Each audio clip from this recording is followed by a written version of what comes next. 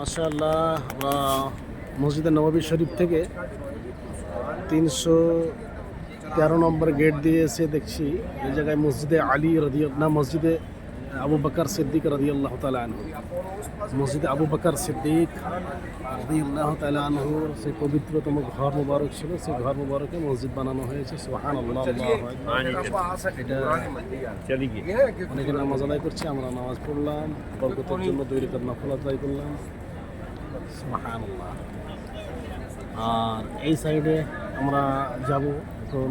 এটা হচ্ছে মসজিদে নববী শরীফের সাইডের এই সাইডটায়, এটা মসজিদে গামামা, যেটা অনেকগুলো গম্বুজ দেখতে পাচ্ছি। 3, 4, 5, 6, 7, 8, 9, 10, 12খানা গম্বুজ রয়েছে।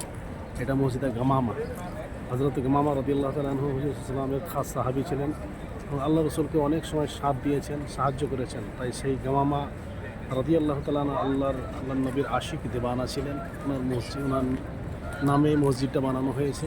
এটা মসজিদে গামামা রাদিয়াল্লাহু তাআলা। সামনে যেটা দেখছি এটা মসজিদে নববী শরীফ, ছাতাগুলো ফুটে আছে। গুম্বদে খাজরা রাদিয়াল্লাহু তাআলা আনহু, গুম্বদে খাজরা আমরা দেখতে পাবো কিছুক্ষণ আগে গেলেই। গুম্বদে খাজরা আমাদের নজরে আছে ইনশাআল্লাহ।